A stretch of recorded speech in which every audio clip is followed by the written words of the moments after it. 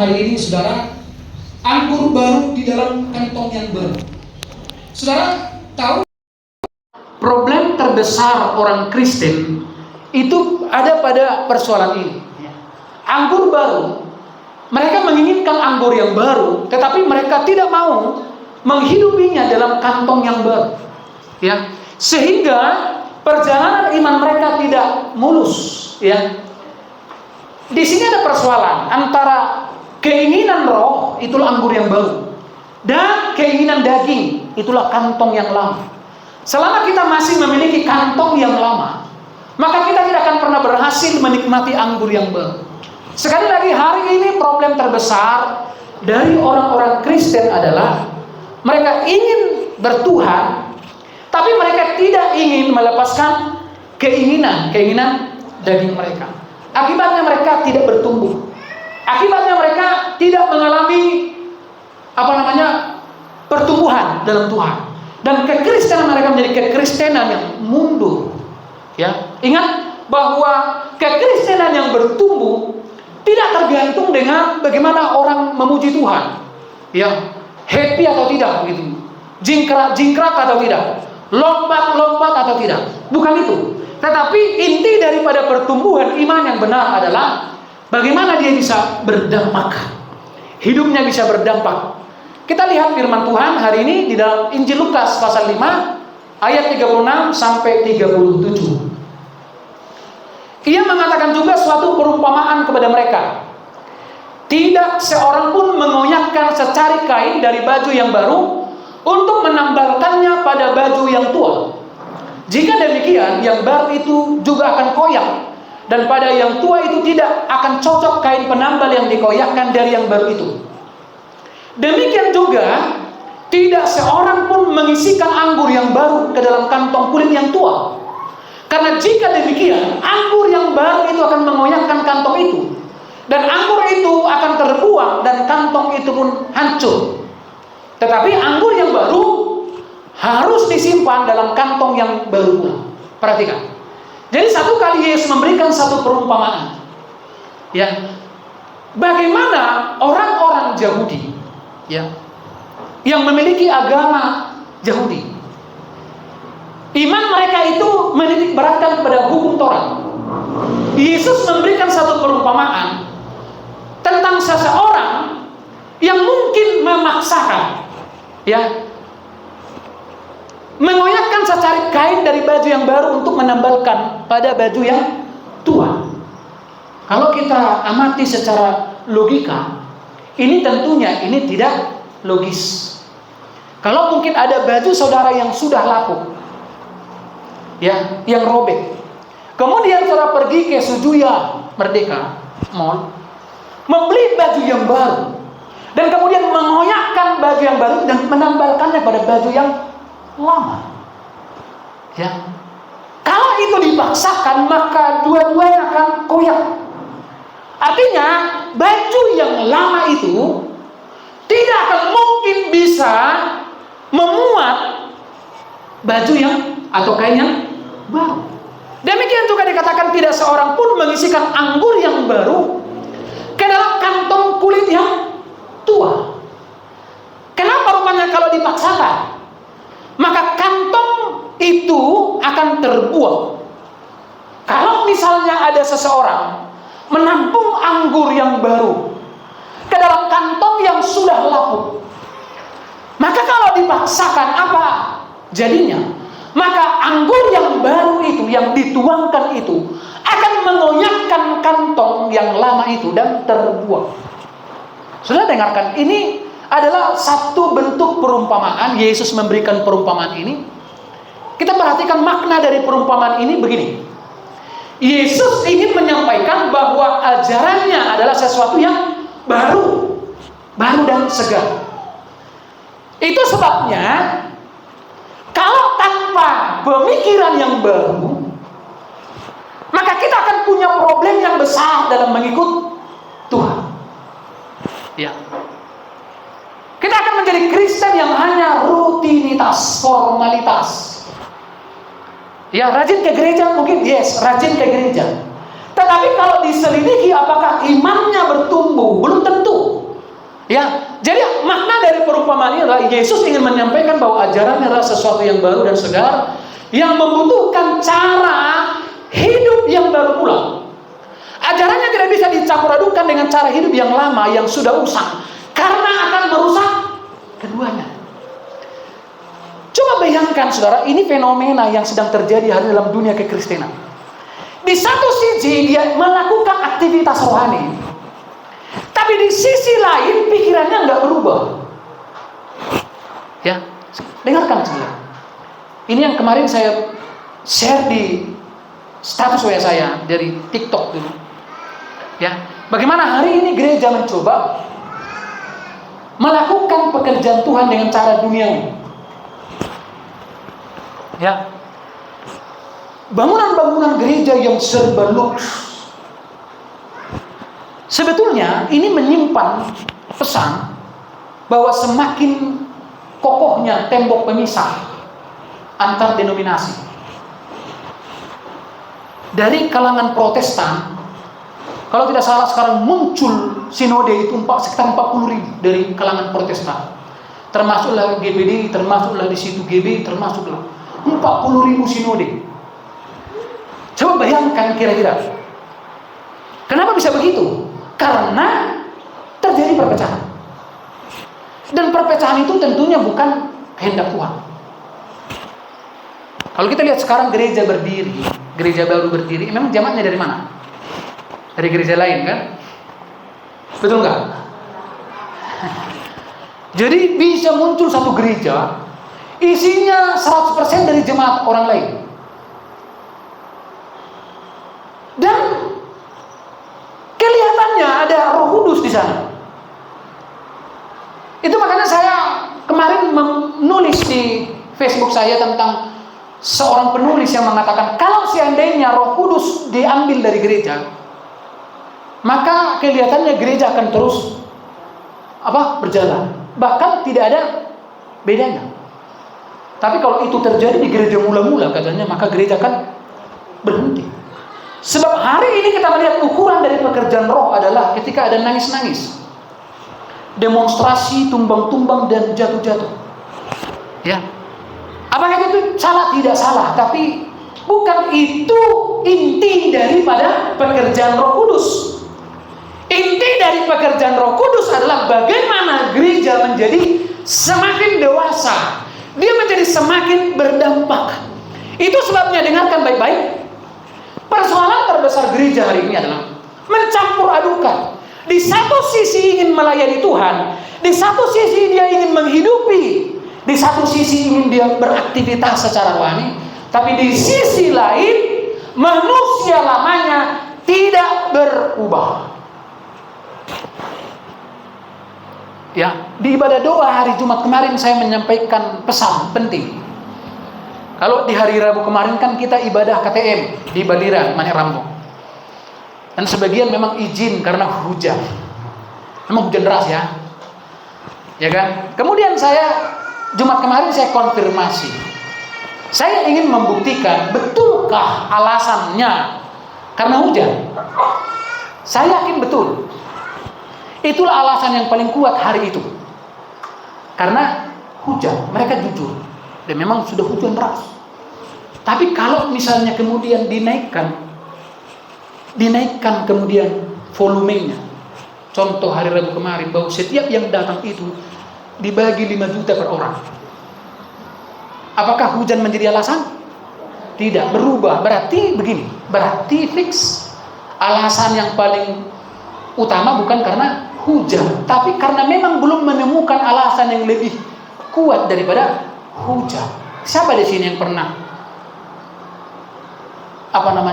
main hujan-hujan? Angkat tangan dulu. Biasanya kita mau main hujan-hujan itu karena ada hal yang lebih penting daripada hujan itu. Memang dengarkan baik, Tuhan itu memang nggak lebih penting daripada hujan. Itu makanya semangat kita langsung disuruhkan karena hujan. Kalau hari ini dengarkan baik, coba perhatikan Bapak Ibu jemaat Tuhan. Kalau hari ini saudara digaji untuk bersuka cita 10 juta per bulan, Kira-kira mau nggak saudara? Mau nggak? Jadi pekerjaannya hanya bersuka cita gitu. Pokoknya nggak boleh kelihatan masak, harus kelihatan sukacita. Kira-kira bersedia? Siapa di sini yang bersedia? Katakan dulu yang bersedia. Yang nggak bersedia, wah kira-kira semua bersedia. Digaji 10 juta. Kenapa? Berarti gini, kita menjadi tidak bersukacita karena tidak ada alasan yang lebih penting daripada saat itu. Tapi ternyata ketika kita digoda dengan uang 10 juta per bulan, ternyata kita bisa happy. Memang Tuhan itu nggak lebih penting dari sukacita. Itulah kantong kulit yang lama itu, saudara. Kita menggantungkan sukacita kita pada hal-hal yang lahiriah, di mana Yesus di sana tidak lagi terlalu berharga. Semakin saudara menjadikan Yesus menjadi harta yang tidak berharga, maka semakin mengerikan hidupmu. Karena di dunia ini, dengarkan baik-baik, hari ini di dunia ini nggak ada yang pasti. Dunia sedang fluktuatif, dunia sedang berubah-ubah, bergoncang. Bahkan saudara-saudara perhatikan, harga beras makin naik. Orang menyalahkan memang Pak Prabowo ini bagaimana, tapi memang nggak ada jaminan. Coba bayangkan, hampir tidak pernah turun harga beras, betul nggak? Menurut saudara makin tahun tahun lepas tahun harga beras makin melambung nggak? Kenapa? Karena manusia makin bertambah-tambah, pertanian makin berkurang. Coba lihat teman, persawahan dibuat jadi perumahan, persawahan dibuat jadi sawit, sehingga ketika sudah panen sawit, baru orang menyadari ternyata sawit tidak bisa dimakan. Saudara makan sawit atau makan nasi? Kalau ada lahanmu mau ditanami nasi, padi atau sawit? Nah, sawit. Coba sekarang. Orang tanam jagung. Konon katanya jagung itu lebih cepat nyetak duit. Ya memang mungkin bisa dia dapat langsung 2 juta, 3 juta. Tapi kalau uang kontan 2 juta, 3 juta satu minggu habis. Kemudian dia beli beras. Dengarkan baik-baik saudara. Sekali lagi dengarkan supaya kita paham problemnya. Kita menjadi pelaku-pelaku yang coba ingin melayani Tuhan, yang coba ingin menghidupi Tuhan dengan kantong yang lama. Itu tidak mungkin. Jadi fix tadi, memang akan jadi hujan menjadi motif utama. Kenapa kalian nggak ibadah? Pasti ada alasan yang lebih penting dari Tuhan. Misalnya, aduh malas. Coba bayangkan, Tuhan itu sudah menjadi nomor urut ke-78. Jujurlah saudara dulu. Kadang-kadang kan memang tidak karena nggak bisa ibadah. Betul nggak kira-kira? Saudara, kadang-kadang kita menjadi tidak beribadah bukan karena tidak bisa ibadah, tapi memang karena kita tidak mau beribadah. Kenapa kita tidak mau beribadah? Karena kita belum menemukan alasan yang lebih penting daripada tidak beribadah itu. Kalau contoh dari setiap minggu saudara datang dikasih 2 juta. Jadi nanti saudara datang di absen, nanti pulang 2 juta. Kira-kira gimana kira-kira? Gereja ini penuh atau tidak penuh? Saudara akan bawa nggak keluarga saudara? Yang sakit dibawa nggak? Bila penting yang sudah koma di rumah sakit pun dibawa di kursi roda, nggak apa-apa dokter. Cuma 1-2 jam aja. Kami bawa dulu orang tua kami. Dibawa nggak? Demi 2 juta. Karena memang 2 juta jauh lebih penting daripada Kristus. Nah coba bayangkan saudara-saudara, itu makanya kita hancur. Kalau saudara hari ini masih merasa bernafas, saudara masih sehat, saudara masih bisa bekerja, saudara mengatakan bahwa saudara sedang baik-baik saja, saudara tertipu. Sebab ukuran daripada kesehatan itu adalah bagaimana roh kita yang mengalami pemulihan. Dan Tuhan memulai dari sana. Jadi Yesus memberikan perumpamaan ini maknanya. Jadi jangan dikit-dikit saudara. Dengar ya, yang terjadi kan begini, sedikit masalah yang disalahkan Tuhan, betul nggak? Itu namanya kantong kulit yang lama. Saudara nggak akan mungkin bisa menikmati anggur yang baru. Ketika saudara menampung anggur yang baru dalam hidup Saudara menggantungkan semua sukacita, semangat saudara hanya karena lahiriah para pelayan-pelayan Tuhan. Jadi pelayananmu itu kan menjadi tidak punya power. Karena ketika engkau menyembah Tuhan, ternyata hujan masih lebih berharga daripada pelayananmu. Tadi di grup WA, kenapa saya sekarang tambah namanya itu grup WA PW Praise and Worship itu saya tambahkan Hineni. Tahu Hineni itu apa? Hineni itu adalah orang-orang yang dipanggil untuk mengabdi. Ya. Tadi di situ saya share di situ apa bedanya pelayanan dengan melayani. Tadi mereka ini pelayanan aktivitasnya, tapi nggak tahu melayani nggak mereka. Karena melayani itu dari hati yang sudah berubah, ya kan? Pak Gabriel, dari hati yang sudah berubah. Itu artinya melayani. Jadi banyak orang pelayanan tapi tidak melayani. Saya bilang sama si Joseph itu kan minggu depan nggak di sini lagi mereka. Udah berkuliah di Medan. Si Joseph di Unimed. Saya bilang, kamu nanti akan melihat di Medan sana.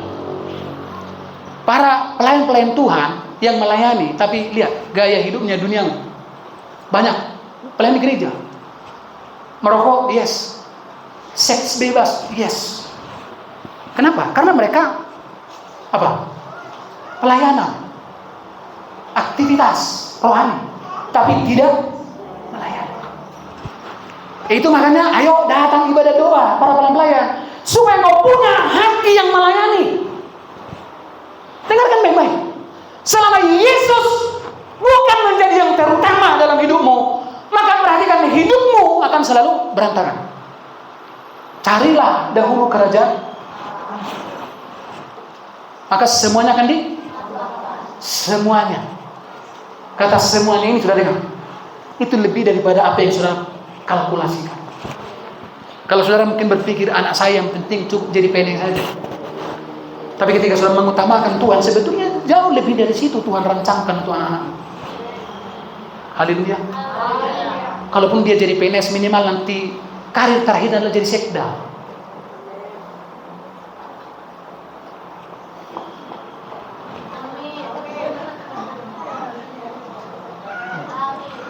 Coba lihat anak-anak muda kita ini, tatapan mereka itu. Ajaran Yesus menuntut perubahan total dalam cara berpikir. Itu makanya dia menggunakan kata dalam bahasa Inggris renew, ya, transformation, perubahan, transformasi. Perhatikan, ajaran Yesus menuntut perubahan total dalam cara berpikir. Itu sebabnya ketika saudara mengikut Tuhan tapi pikiranmu nggak berubah, saudara yang rontok. Karena kalau saudara menghidupi Yesus, itu artinya saudara harus mau berubah dalam hal cara berpikir. Dan saudara tahu kesulitan yang paling sulit yang dihadapi oleh Kristen adalah berubah.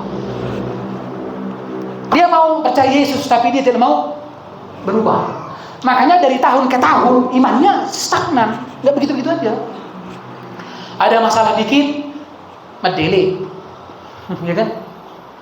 Ada masalah dikit dia berpikir begini, ikut Tuhan, jangan ada masalah. Itu namanya kantong kulit lama. Nggak bisa tidak. Sudah lihat pahlawan-pahlawan iman. Abraham ikut Tuhan, bagaimana? Diuji. Ya, Daniel ikut Tuhan, diuji. Sadrak, Mesak, dan Abednego mengikut Tuhan, diuji. Artinya apa motivasi mereka mengikut Tuhan? Itu penting bagi Tuhan. Dan itu juga penting untuk Anda ketahui. Dengarkan. Itu makanya minggu yang lalu saya menyampaikan, kalau menurut Anda iman itu adalah cara Tuhan untuk melakukan apa yang saudara harapkan, maka kita salah besar.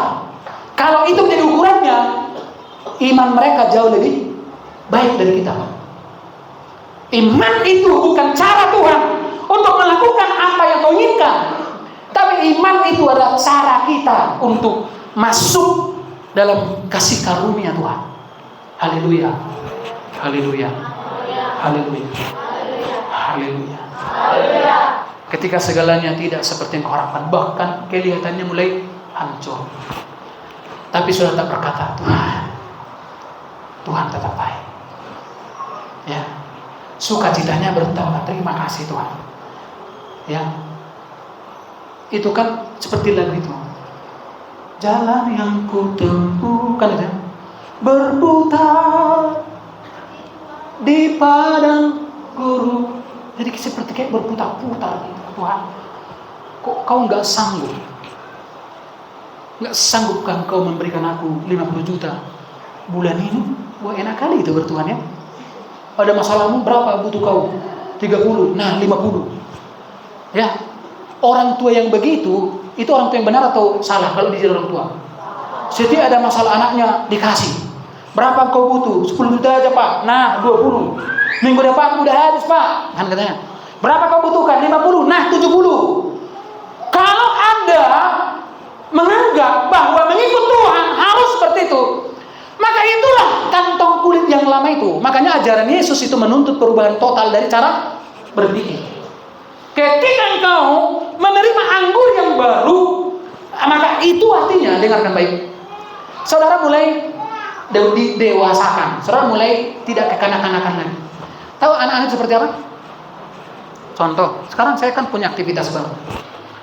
Tiap hari sampai jam 12 saya sudah di kota sana mengantarkan anak TK. Emang saya pikir satu sisi emang inilah kalau terlalu berjarak. Namanya tua juga ngobrol mengantar TK. Saya hitung-hitung nanti udah hampir 50 sekian tahun masih mengantar anak sekolah kok. Nah pakai balsem, pakai geliga nanti. Si JP ini biasanya kan sudah pulang es krim, nggak ada uang, dia diam. Tapi tahu sampai di sini dia diam. Ya, memang anak-anak itu harus begitu, dibuat senyaman mungkin. Itu makanya sekarang banyak gereja-gereja memang akhirnya penuh karena dibuat nyaman. Sound sistemnya, para pembicara-pembicaranya itu public speaking itu. Tuh kalimatnya. Bayangkan ada gereja 1 jam saja. Kalau ada sekolah 1 jam saja, saudara mau nggak sekolahkan anak ke sana? Hah? Ayo sekolah di sini, cuma 1 jam sekolah di sini, mau nggak kira-kira? Walaupun gratis. Ya, halo sekolah 1 jam. Tapi gereja 1 jam saja itu sekarang penuh. Memang bisa, kenapa bisa? Bisa dibuat, mulai dari hospitality-nya, penyambutan demam, langsung didapat, ya Allah. AC-nya di setel, agak dingin, dipanaskan dikit kan gitu. Bayangkan, artinya nggak salah. Tapi kalau cara merekrut dan kemudian membuat orang betah dalam satu gereja karena faktor-faktor seperti itu namanya gereja anak-anak. Karena coba lihat sekolah minggu sekarang. Mereka dikasih Senin nggak? Setiap minggu. Kenapa? Karena mereka dibuat senyaman mungkin karena mereka masih anak-anak. Nah di dewasa ini nggak dibuat nyaman. Kalau panas kipas sendiri pakai tangan. Kalau sudah capek tangan gini-gini aja. Kita berkeringat, itu semua persembahan untuk Tuhan. Mungkin suatu waktu kita haruskan buat AC. Tapi itu tidak menjadi alasan kita memuji Tuhan. Kenapa kalian nggak bergereja? Panas sekali di gereja itu. Coba bayangkan. Sudah mencari kenyamanan. Gereja mati karena mencari kenyamanan. Roh Kudus tidak akan pernah membawa kita ke tempat yang nyaman. Ketika Yesus mulai dalam pelayanannya, perhatikan, dia mulai dibaptis. Kemana Roh Kudus membawa Yesus? Ke padang gurun. Bahkan di kitab Wahyu, cara Tuhan untuk melindungi umatnya melalui apa? Padang gurun. Ingat, padang gurun. Siapa di sini yang bercita-cita membangun rumah di padang gurun, angkat tangan? Hah, mau? Padang gurun itu apa artinya? Secara rohani, padang gurun itu artinya jalan-jalan penderitaan. Ketika jemaat tidak mau menderita untuk Tuhan, maka selamanya dia akan menjadi jemaat yang anak-anak. Dia menjadi jemaat yang tidak dewasa, jemaat yang tidak punya tanggung jawab. Dengarkan, kita sebagai orang yang sudah diselamatkan punya tanggung jawab. Kalau benar Anda sudah diselamatkan, maka tanggung jawab ada beribadah setiap hari Minggu. Beribadah setiap jadwal-jadwal yang dibuat gereja. Hadiri ibadah-ibadah itu. Itu tanggung jawabmu. Tuhan sudah memberikan Anda anugerah, keselamatan. Maka kalau Anda bisa memahami kasih karunia secara benar, maka pemahaman itu akan melahirkan tanggung jawab. Dengarkan, bukti orang tua sukses mendidik anaknya adalah anak-anak yang memiliki tanggung jawab. Dia bertanggung jawab. Dia bisa tidur siang, tapi dia harus tahu jam berapa harus bangun. Jangan sampai bangun di jam lambat. Ya, dia tahu apa tugasnya di rumah. Dia harus mencuci piring, menyapu. Dia harus pulang tepat waktu. Dia harus bisa bangun pagi-pagi tanpa harus dibangunkan. Itu adalah anak-anak yang sudah mulai bertanggung jawab. Nah, kalau Anda nih, kamu para anak muda dengarkan yang sekolah, apa cita-citamu? Jadi menteri, tapi kamarnya nggak bisa dibereskan. Kira-kira kalau jadi menteri ini apa yang bisa dibereskan ini kira-kira? Ini pasti menjadi menteri yang korupsi, koruptor. Dimulai dari rumahmu. Halo, anak sekolah. Dengar, mau jadi apa kau nanti itu dimulai dari rumahmu. Kalau di rumahmu aja kau sudah jadi raja, pengen dilayani, kau mau jadi apa? Nanti kalau kau jadi pejabat, jadi sekda, pengen, wah, datang gadis-gadis minta bawa sumbangan begitu. Upeti. Jadi kalau kau ingin melihat masa depanmu, lihat dari aktivitasmu di rumah. Kalau kamu sudah mulai mengerti tentang tanggung jawab, tanggung jawab begini, nggak harus disuruh-suruh. Anak sekolah, nggak harus disuruh-suruh. Kamu bisa melakukan karena kamu merasa itu tanggung jawabku. Maka dari situ saudara sudah mulai membangun karirmu. Dengarkan, halo anak sekolah. Jadi membangun karir bukan nanti, dimulai dari kapan? Mulai dari kapan membangun karir? Dan coba bayangkan, kalian sudah mau kuliah. Banyak nggak kesempatan yang sudah kalian buang untuk membangun karir? Nanti begitu tamat baru membangun karir. Dengar, yang lebih hebat banyak di luar sana, betul nggak? Yang lebih hebat dari kalian? Tahu? Ini kan si Daniel di USU ya, bahasa Jepang. Kamu tahu di Jepang itu baru lahir dan pintar bahasa Jepang. Ya, masih anak-anak di sana udah pintar bahasa Jepang di Jepang sana. Mau itu kamu lawan. Bangun karirmu dari sejak hari ini. Halo, anak sekolah yang sudah masih SMP, bangun karirmu dari sejak sekarang. Karirmu itu dimulai dari rumah. Dimulai dari mana? Halo, dimulai dari mana? Ya, ketika kau sering dimarah-marahi orang tuamu, itu karir yang bagus itu. Ya, jadi ajaran Yesus menuntut perubahan total dalam cara berpikir, bertindak, dan menjalani hidup. Tidak bisa hanya dengan menambahkan sedikit ajaran baru pada cara hidup lama, tetapi harus ada perubahan fundamental. Seperti halnya anggur baru yang membutuhkan kantong yang baru.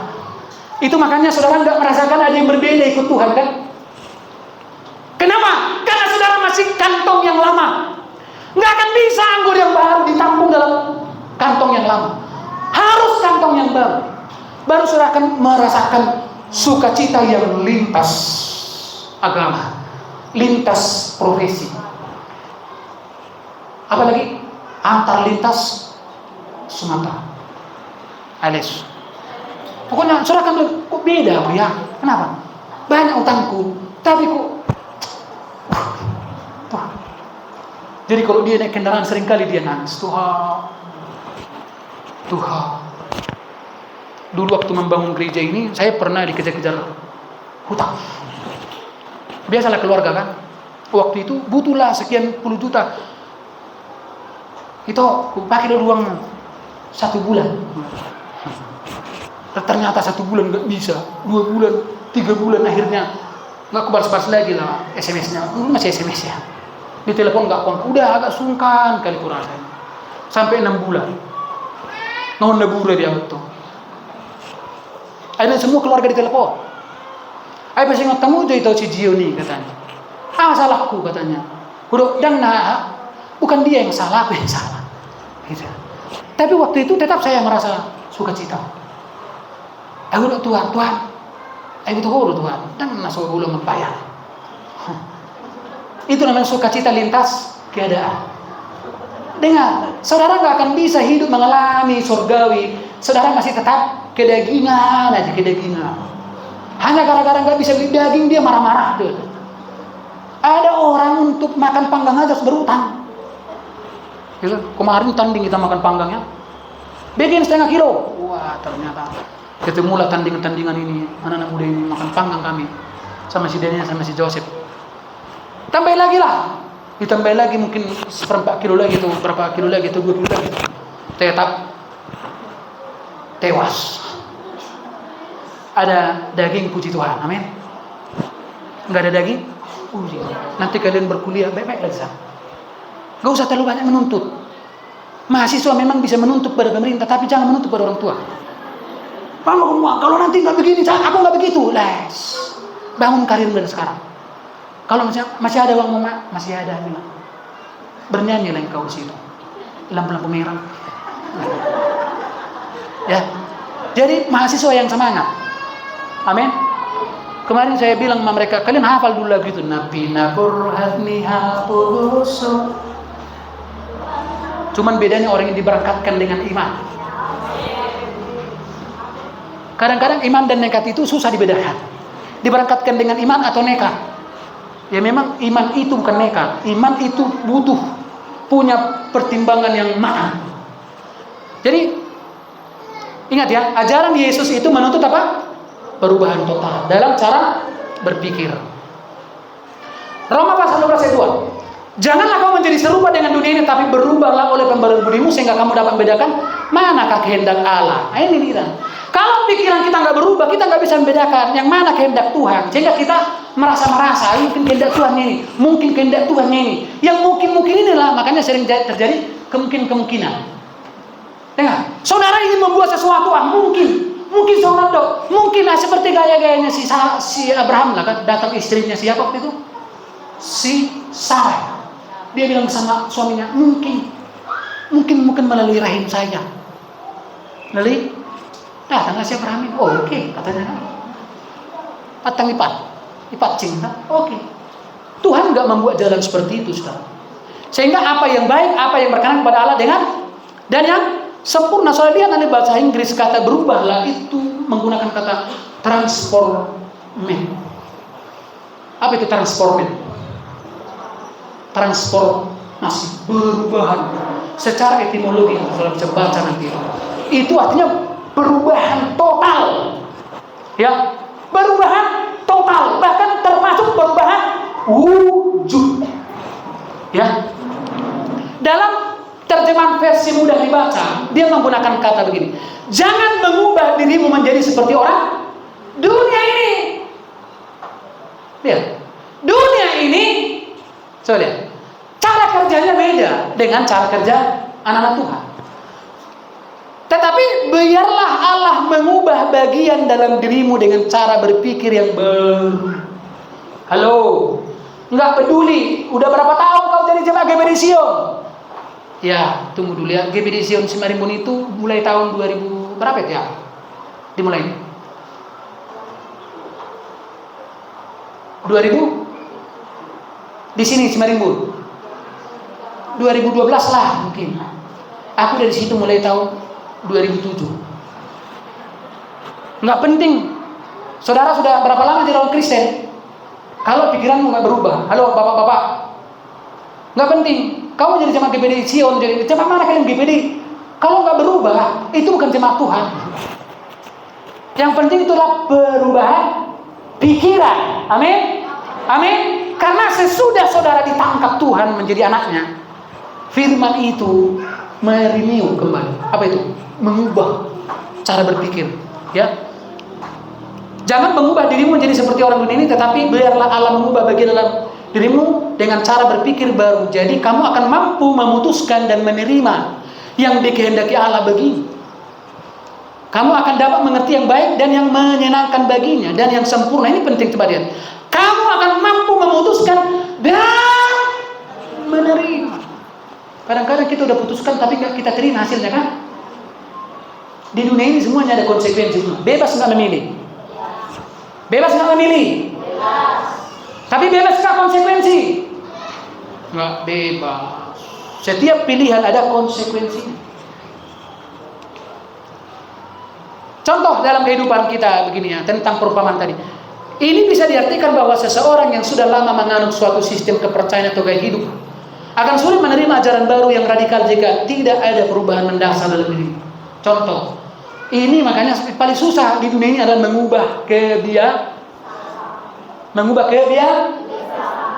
itu maksudnya itu. Kalau sudah menjadi kebiasaan itu menjadi karakter, maka dia akan menolak hal-hal yang baru. Akan sulit menerima ajaran baru yang radikal. Itu makanya selama pikiran kita masih versi hukum Taurat, kita akan punya masalah menerima perjanjian yang baru. Ingat ini, saudara. Ini penting. Mengubah kebiasaan itu menurut saudara gampang atau susah? Gampang atau susah? Gampang, susah. Ada yang susah, ada yang gampang. Ya, ada yang susah, ada yang gampang. Itu makanya sebetulnya firman Tuhan itu mengubah pola, mengubah prinsip, mengubah kebiasaan, mengubah budaya berpikir kita. Yang paling susah disentuh itu kan pikiran, kan? Karena pikiran ini bisa menerima, tapi bisa tidak setuju. Ijalo dia nilai tak setuju, ya kan? Dia sebetulnya nggak menolak, tapi di satu sisi dia ini jahatnya pikiran, saudara. Ya, yang dimaksud dengan anggur baru dan kantong kulit yang tua apa itu? Itu berbicara tentang apa? Injil kasih karunia dan hukum Taurat. Apa itu anggur yang baru? Kasih karunia. Apa itu kantong kulit yang tua? Hukum Taurat atau Judaisme. Coba perhatikan. Ketika Yesus membawa cara berpikir yang baru, kebenaran yang baru, bangsa Israel menolak. Bahkan mereka sampai membunuh Yesus. Jadi kalau saudara mau tahu, kenapa bangsa Yahudi membunuh Tuhan Yesus? Jawabannya adalah karena mereka tidak mau diubah. Halo, saudara mau berubah? Mau berubah? Mau berubah? Coba lihat dulu kiri kanannya. Mau berubah bilang dulu. Makanya dengarlah kawan khotbah itu bilang dulu. Ngapain kau datang ke sini nggak kau dengar khotbah itu bilang dulu. Lah, alam handphone kau pegang bilang dulu. Coba dulu. Coba. Semua yang masih aktif handphonenya nanti disita handphonenya. Sayang kali kan. Kalau dia nggak dengar firman, apa yang mengubah dia? Makanya contoh, bapak-bapak yang tidak mendengar firman, maka saudara akan cenderung menjadi masalah di rumah. Holang hati-hati masih ada pendinatai, murah-murah mengamuk. Asal lepas turham mengamuk kok kan? Di bereng anakmu main, ditiru mah dua nih, di bangka tuh kosong nih. Disalah kau main mana? Yang paling parahnya disalahkan mamanya. Itu makanya kalau nggak ajari anakmu ini, otaknya di mana? Dengar. Yang bertanggung jawab pertama adalah bapak. Betul nggak? Nah, siapa di sini yang paling banyak membesarkan anaknya dengan bergani hati-hati? Bapak-bapak angkat jujur dulu. Bagaimana anak bergani hati-hati? Lahirlah anak yang tapi nggak setuju dia. Dia bergani hati-hatinya. Tak kotong nasi kirunnya. Yang lucunya dia nggak sadar bahwa dia pun tukang emosi. Ya, memang biasanya yang suka marah-marah itu, yang kurang pintar mengendalikan emosinya itu adalah orang-orang yang akalnya kurang sehat. Kalau akal nggak sehat, yang menonjol itu apa? Maka dia bilang, John masih berhati-hati. Itu artinya akalnya kurang sehat. Karena semakin sehat akalmu, semakin menimbang dia kan. Kenapa begitu ya? Kenapa tiba-tiba marah dia ya? Dia nggak selalu merespon dengan cara yang marah, karena akalnya sehat. Coba tanya ke kananmu, mana yang lebih sehat? Akalmu sehat kan? Karena kalau nggak sehat akalmu, hati-hati ini bermasalah bilang. Ada di sini yang semua jadi respon dengan hati-hati, ada di sini. Wah, itu main, wah. Nah, itu hati-hati karena akalnya kurang sehat. Nah, problem terbesar dari orang Kristen selanjutnya adalah mencoba menerima hidup baru di dalam hidup yang nah, ini problemnya. Lihat ini. Roma 8 ayat 6 sampai 9. Karena keinginan daging adalah maut, tetapi keinginan roh adalah hidup dan damai sejahtera. Perhatikan, saudara lebih condong kemana? Keinginan daging atau keinginan roh? Keinginan daging itu apa? Kantong kulit yang lama, hukum Taurat. Keinginan roh itu apa? Anggur yang baru. Saudara tidak akan mungkin menikmati anggur yang baru, tapi di satu sisi saudara masih dikendalikan oleh keinginan daging. Keinginan daging itu adalah maut. kematian. Sebab keinginan daging adalah perseteruan terhadap Allah. Ya. Artinya ketika saudara hidup dipimpin oleh daging, maka saudara bermusuhan dengan Allah karena ia tidak takluk kepada hukum Allah. Hal ini memang tidak mungkin baginya. Mereka yang hidup dalam daging tidak mungkin berkenan kepada Allah. Halo? Makanya sudah bangun pagi-pagi, apa yang ada sudah pikirkan? Keinginan roh atau keinginan daging? Udah dipikirkan sama apa? Sejak uji ulang ngabut TV nanti. Bisa nanti pokki nanti. Udah keinginan daging aja. Mana caranya? Itu udah ku telepon. Yang sana kemarin udah ku telepon enggak diangkat. Kenapa enggak diangkat ya? Udah mulai lagi kan berperang lagi. Ku coba ku telepon lagi, enggak diangkat. Emang kadang-kadang kalau orang miskin ini menelepon agak susah ini. Orang miskin kalau menelepon langsung dia keluarga. Bulan yang lalu belum bayarnya, katanya. Makanya kadang-kadang nggak diangkat. Memang ya begitu kadang-kadang. Sehingga kadang-kadang pikiran kita menjadi kedagingan kan. Mulailah kita marah-marah, menduga-duga. Oke. Rupanya setelah 2 hari baru tahu handphonenya hilang. Padahal dia harus sempat mengutuki kan. Coba lihat. Nah, jika memang tetapi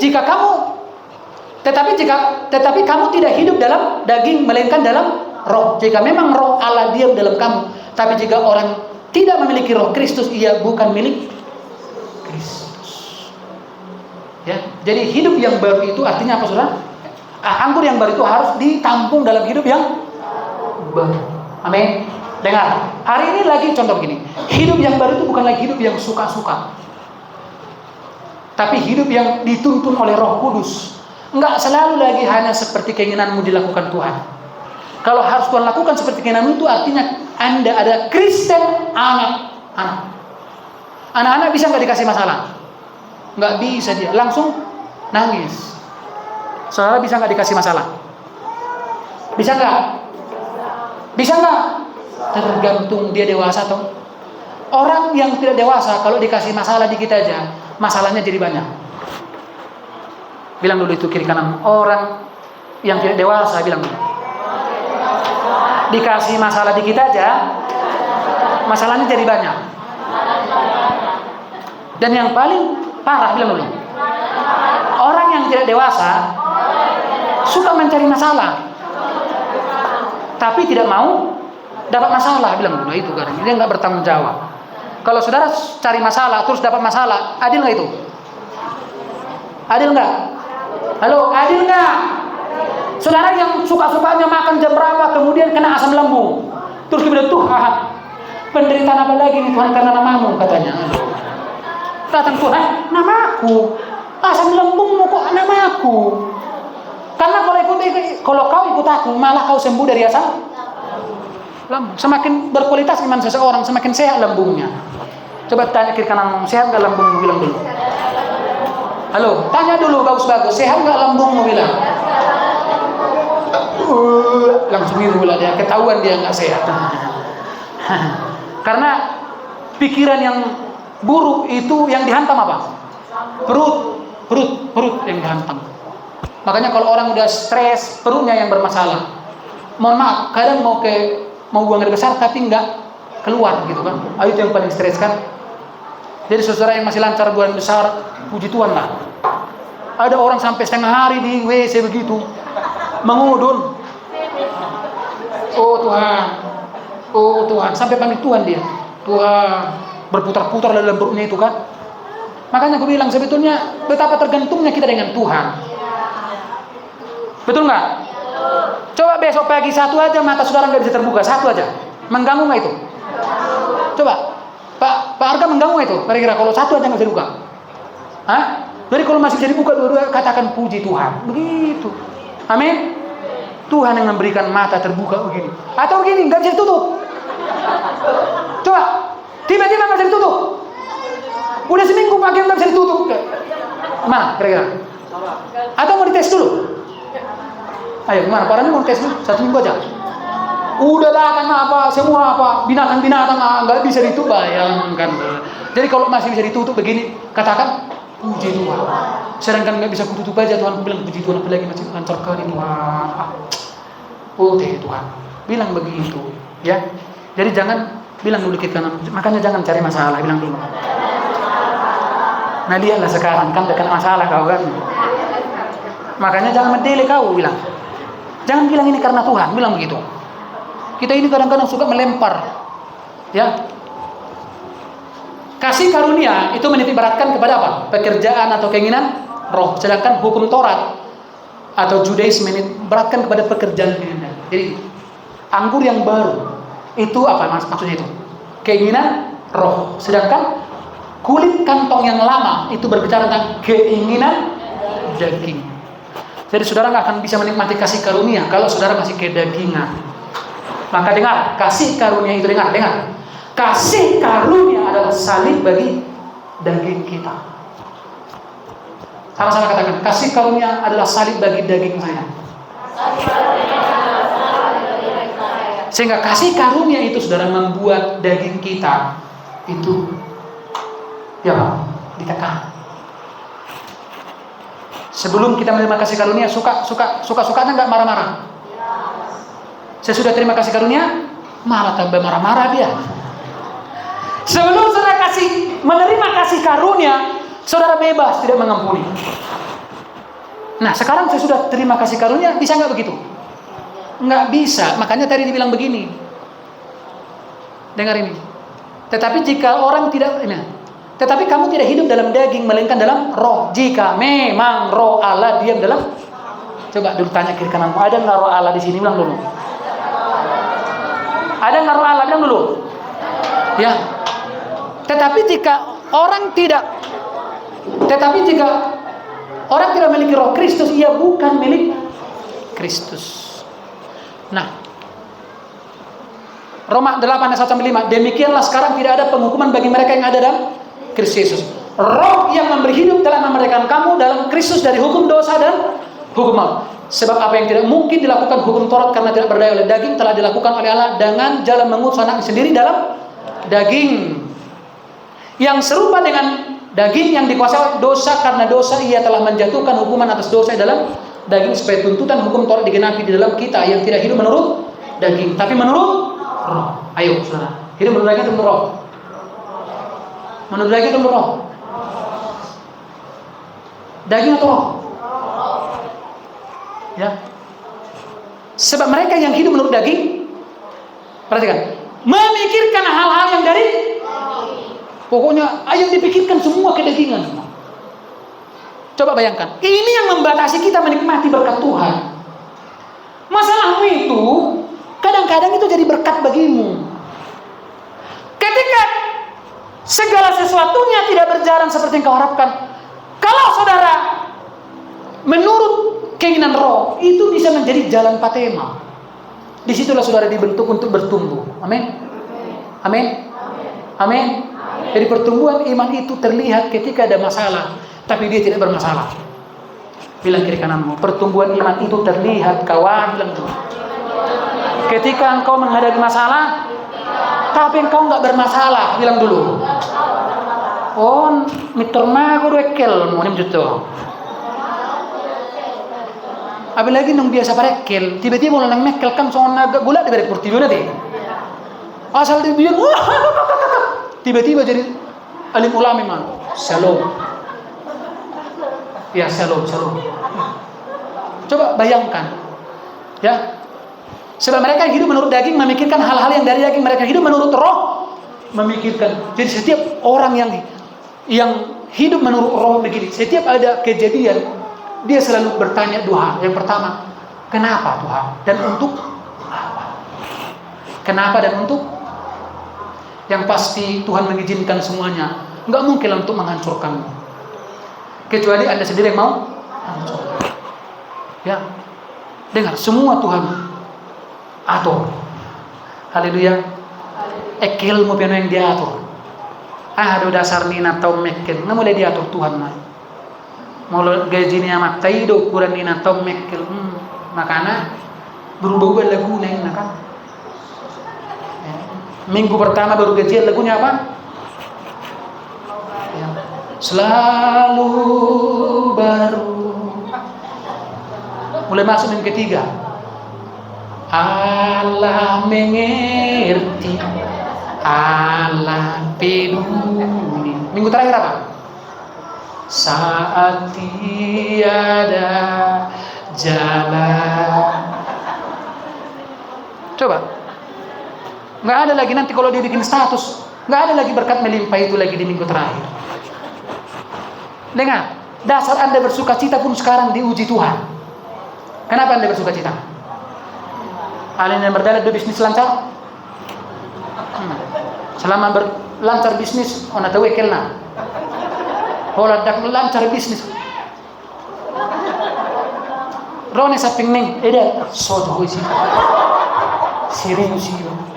Memuji Tuhan perlu arang do memang molong masalah na langsung ekspresinya tuh. Mulai benereng onang marang masalahnya. Ada yang kosong masalahnya tenang mana dia. Ya, enggak salah. Tapi dasar kita bersukacita pun sekarang diuji Tuhan. Makanya dengarkan baik.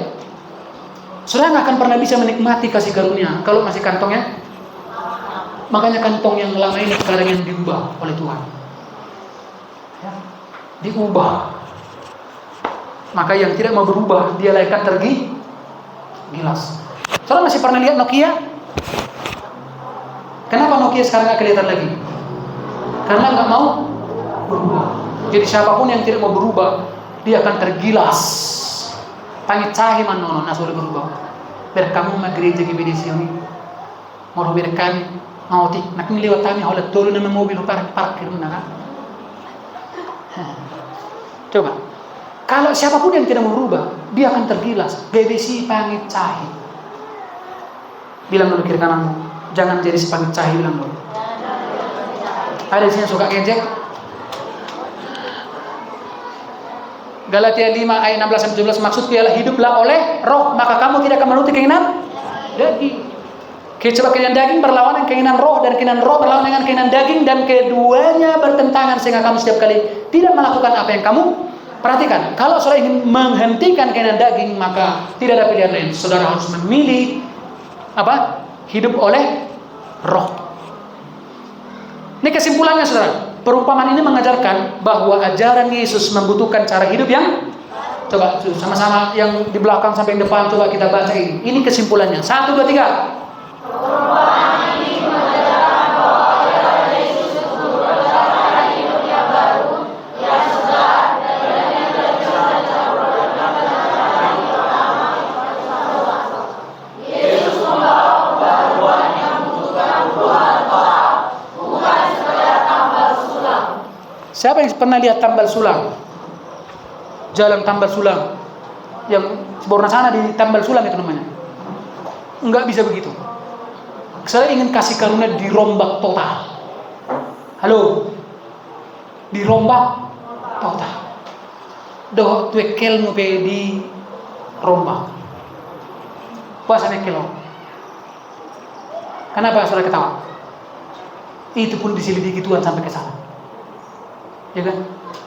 Dasar di pada do mekel diselidiki Tuhan. Mulai nomor putar do kibas ni baru mekel di mana? Rot ngata. Bah, salah paham dengan Tuhan kan?